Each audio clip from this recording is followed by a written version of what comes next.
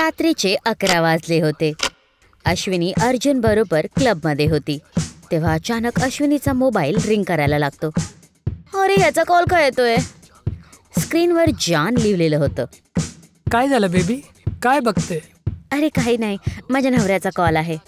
तर उचलून घे, बेचारा काय बोलतोय. एवढ्या कष्टाने तर त्याच्या ताब्यातून बाहेर पडली आहे मी. आता तर मला त्याची आवाज सुद्धा ऐकायची नाहीये. असं बोलून दोघे जण एकत्र हसायला लागतात. दोघे जण खूप वेळेपर्यंत मौज मस्ती करतात आणि त्यानंतर तिथून निघून जातात. कार पार्किंग मधून निघाल्यानंतर अचानक ओ माय गॉड, एक खूपच सुंदर मुलगी ह्यांच्या गाडीच्या समोर येते. तिने नृत्यांगनावाले कपडे घातलेले आहेत. तिचं पूर्ण शरीर दागिन्यांनी भरलेलं आहे. ती खूप जास्त सुंदर दिसत आहे. अर्जुन आपले डोळे फाडून तिला बघतच राहिला. त्या मुलगीने काही क्षणासाठी त्याच्याशी नजर मिळवते आणि मग एकीकडे निघून जाते. काय होती ती परम सुंदरी? हे ऐकून अश्विनी रागवते आणि कारमधून बाहेर पडते. जा तुझ्या त्या परम सुंदरी बरोबर. ती पाय फेकत तिथून रागात निघून जाते. पण अर्जुनच्या मनामध्ये अजून पण त्या सुंदर मुलीचा हसीन चेहरा फिरत होता. त्याने ॲक्सिलरेटर दाबला आणि कारला पुढे वाढवलं. तेव्हा त्याने बघितलं की ती मुलगी बॅक सीटवर बसलेली आहे. अरे तू? ती मुलगी त्याला बघून हसायला लागली. त्याने आता अर्जुनला मागच्या सीटवर वळलं. अर्जुनने पण तिला आपल्या मिठीत घेतलं. अर्जुनचं मन यावेळेस तरंगे भरत होतं. काय नाव आहे तुझं आणि कोण आहे तू? अप्सरा. अर्जुन हसतो आणि तिला गळे लावतो. तेव्हा अप्सराची नखं लांब होतात. ती अर्जुनच्या कमरेमध्ये घुसतात आणि त्याची ओरड बाहेरपर्यंत येते. 3 महिन्या पहिला. राहुल, मला तुझ्याशिवाय आणखीन कुणाबरोबरच लग्न नाही करायचंय. या लोकांनी मला खूप त्रास द्यायला सुरुवात केली आहे. खायला पण देत नाहीत आणि प्यायला सुद्धा पाणी, जसं माझे आई बाबा आहेच नाहीत. अश्विनी बघ, मी काही करू नाही शकत. आपण लोक आत्ता पळू नाही शकत. माझी परिस्थिती सध्या अशी नाही आहे. मी तुझ्याबरोबर झोपडपट्टीमध्ये पण राहील. मला काहीच नकोय तुझ्याकडून. तुझी कंडिशन कशीही असो, मला त्याच्याशी काही अर्थ नाहीये. मला फक्त तुझ्याशिवाय नाही राहायचंय. फक्त ह्या महिन्याचं काम संपू दे, त्याच्यानंतर पेमेंट आल्यानंतरच आपण निघणार. अश्विनी आणि राहुलचे घरवाले या दोघांना नापसंत करायचे. पण जेव्हा ते बोलतात की ते पळून जातील, तर ह्यांच्या घरवाल्यांनी हे मानावंच लागलं. आता ह्यांचं लग्न झालं होतं आणि हे दोघे जण खूप आनंदाने राहत होते. जान, चल ना, या दिवाळीला आपण दिल्ली जाऊया. तिथे खूप मज्जा येईल. जान, लग्न आणि हनीमून, माझं काम फार डिले झालंय. पहिले मी काम करून घेऊ. जितकं मी काम करणार तितकेच जास्ती पैसे येणार. तरच आपण आपली पहिली दिवाळी चांगल्याने साजरी करू. पण आपण बाहेर नाही जाऊ शकत. ठीक आहे, करत राहा आपलं काम. मी झोपत आहे. राहुलचं आत्तापर्यंत जे काही काम लग्नामुळे थांबलेलं होतं तो त्याला संपवण्याच लागलेला होता. पण तरीही ह्या दोघांच्या मध्ये झगडे व्हायचे. असंच एक दिवस झगडा खूप जास्त वाढला. मी जात आहे. जेव्हा तुझी कंडिशन ठीक होईल आणि तू पैसे जास्त कमावायला लागशील तर मला बोलव. कुठे चालली आहे तू? तुला एकही शब्द आठवत नाहीये जे तू माझ्याशी बोलली होती? हो, बोलले होते की मी तुझ्याबरोबर झोपडपट्टीत पण राहील, बस. पण ती माझी सगळ्यात मोठी चूक होती. असं बोलून अश्विनी तिथून निघून गेली. मी त्याच्यासाठी जे काही केलं माझ्या हिमतीचं पुढे जाऊन केलं, पण तरीही ती एका क्षणात सगळं सोडून चालली गेली. काही दिवस निघून गेले. अश्विनी आरामात आपल्या आईबाबांबरोबर राहत होती. तिथे दुसरीकडे राहुलची हालत बिघडत जात होती. काय झालंय तुला राहुल? जे प्रोजेक्ट तू एका दिवसात संपवून टाकत होता त्याच्यातच तुला 4-4 दिवस लागताय.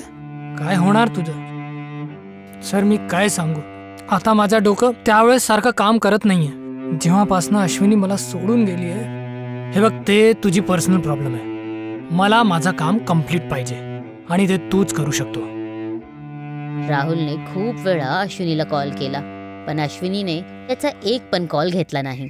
तो खूप जास्त डिप्रेशनमध्ये आलेला होता आणि रात्री भटकत फिरायचा. अशाच प्रकारे एक रात्री फिरत फिरत तो शमशान भूमीमध्ये पोचला. एक नंबरची झुटी, फरेबी, धोकेबाज. जेव्हापर्यंत पैसे होते तर माझ्या सोबत होती, आता जराची जिम्मेदारी काय आली, पळून गेली. बेटा ये इथे बस. बाबाजी, तुमच्याकडे बसून माझा काय भला होणार? होणार, नक्कीच होणार. जर तू माझ्या सांगितल्यानुसार करणार तर प्रत्येक गोष्टीला हासिल करणार. राहुल त्या बाबाकडे खाली बसतो आणि ते बोलायला सुरुवात करतात. मी तुला एक अशी सिद्धी सांगणार, फक्त 22 रातांची आहे. पण जर तू हे सिद्ध केलं तर तुझं अख्खं आयुष्य बदलणार. बाबा राहुलला खूप वेळापर्यंत एक सिद्धी सांगतात. दुसऱ्या दिवशी राहुल एका बरगदच्या झाडाखाली पोचतो आणि विधीची सुरुवात करतो. तो मंत्रांचा जाप करत राहिला आणि मधी हवनकुंडमध्ये आहुती द्यायला लागला. देवी अप्सरा प्रकटम, देवी अप्सरा प्रकटम. त्याने न थांबता हाच मंत्र सकाळ 5 वाजेपर्यंत जपत राहिला. आता तर होठ सुकलेत, खूपच तहान लागतीये. तो एक मोठी 2 लिटरची बॉटल पाणी पितो आणि आपल्या घराकडे निघून जातो. अशाच प्रकारे तो प्रत्येक रात्री विधी करायचा आणि ही 21वी रात्र होती. इतक्या रात्री गेल्यात. गुरुजी तर सांगत होते की आज रात्री मला काहीतरी महसूस होणार, पण असं तर काहीच होत नाहीये. 3 वाजेचा वेळ होता. सन्नाटाला चिरत त्याला कुणाची तरी फुसफुसणारी आवाज येते. निघून जा इथून, तुला काहीच हासिल नाही होणार. मी कुठल्याही परिस्थितीमध्ये अप्सराला सिद्ध करूनच राहणार. जर असं आहे तर ऐक, आज सकाळी जेव्हा तू विधी संपवून घरी जात असणार तर रस्त्यावर तुला जे कोणी पहिला माणूस मिळेल, तुला त्या क्षणी त्याचा मुंडका धडावरनं अलग करावं लागेल. हा मी करणार, नक्कीच करणार. राहुलने त्या रात्री सुद्धा विधी पूर्ण केली आणि मग घरासाठी निघून गेला. त्याच्या कांद्यावर एक झोला होता. तो हळूहळू पुढे पाऊल टाकत जात होता. दादा, मला वाचवा दादा. अरे, हे तर मुन्नीची आवाज आहे. तो मागे वळून बघतो तर त्याची छोटी बहीण मुन्नी एका दलदलमध्ये फसलेली होती. अरे मुन्नी! तो लवकरच पळाला आणि त्याने मुन्नीचा हात पकडला. त्याने खूप ताकद लावली आणि मुन्नीला बाहेर काढलं. तू ठीक आहे ना मुन्नी? हो दादा, मी ठीक आहे. तेव्हा त्याला एक विचार आला. मुन्नी तर दिल्लीमध्ये आई सोबत आहे, तर ही इथे अचानक कशी काय आली? मग त्याच्या कानांमध्ये पुन्हा तेच शब्द आले. तुला घरी जाताना जो कोणी माणूस मिळेल, तुला त्याचं मुंडकं कापावं लागेल. तो मुन्नीकडे बघतो तर त्याला तिच्यावर दया येते. पण तेव्हा जेव्हा त्याला आपल्या बायकोची बेवफाई आठवते तर त्याचं रक्त उकळतं. तो आपल्या पिशवीतून एक चाकू काढतो आणि मुन्नीची मान ओढवतो. मान ओढवण्याची आवाज येते आणि राहुलच्या चेहऱ्यावर रक्ताचे थेंब पडतात. त्याचा श्वास जोरात चालत होता. तेव्हा अचानक त्याला तीच फुसफुसणारी आवाज येते. खूप छान, तू तुझ्या परीक्षामध्ये उत्तीर्ण झाला. जो माणूस आपली एकमेव लहान बहिणीला अप्सरासाठी मारू शकतो, त्याच्यासाठी तर अप्सराला धरतीवर यावंच लागणार. आता तुला फक्त एक रात्रीची अजून विधी करायची आहे. राहुलच्या चेहऱ्यावर हसू आलं आणि तो आपल्या घराकडे निघून गेला. तो झोपायलाच जात होता की तेव्हा अचानक त्याचा फोन वाजतो. अरे, अश्विनीचा कॉल. हॅलो. बोल. तिची आवाज ऐकून राहुलचा राग एकदम उडनछू झाला. अश्विनी, तू तिथे का थांबलेली आहे? जशी तू गेली होती तशीच परत ये ना. मला तुझी खूप आठवण येते. लग्नानंतर ही आपली पहिली दिवाळी आहे. तसं तर माझं यायचं काहीच मूड नाहीये, पण जर का तुला चुकीचा एहसास झालाय तर मी येत आहे. हे ऐकून राहुलच्या आपल्या कानांवर विश्वास बसला नाही.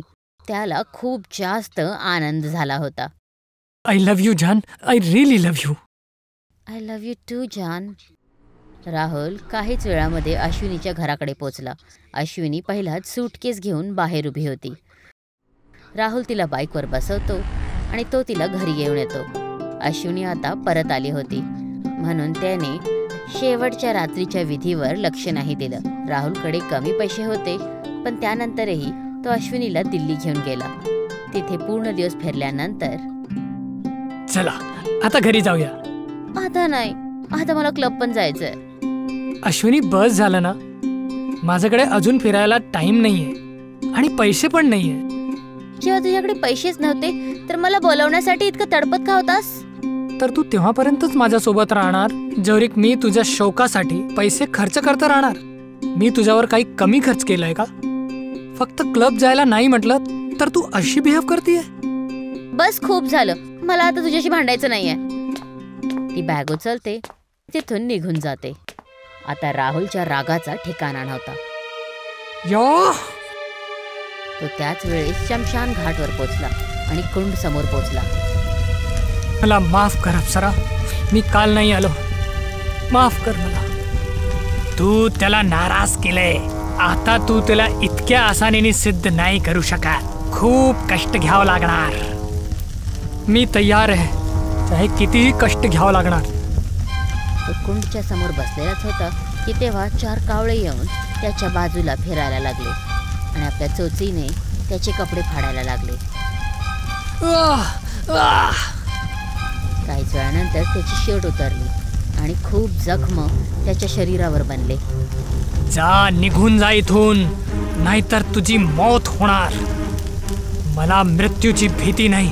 मी मेलो तरी चालेल, पण अप्सराला सिद्ध केल्याशिवाय मी इथून जाणार नाही.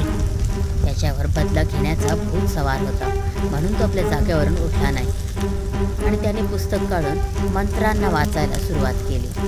आता चोहीकडून त्याला हसण्याची विचित्र विचित्र आवाज यायला लागली, पण तो आपल्या जाग्यावरून अजिबात नाही हलला. हा तर आज मरणारच, आजच.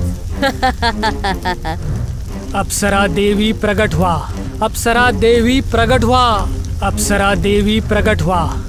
कुंडची आग खूप जोरात जळायला लागली आणि तेव्हा अचानक धमाका झाला आणि त्यानंतर जेव्हा तो धुगट बाजूला झाला तर त्याच्या समोर एक होती सुंदर अप्सरा उभी होती.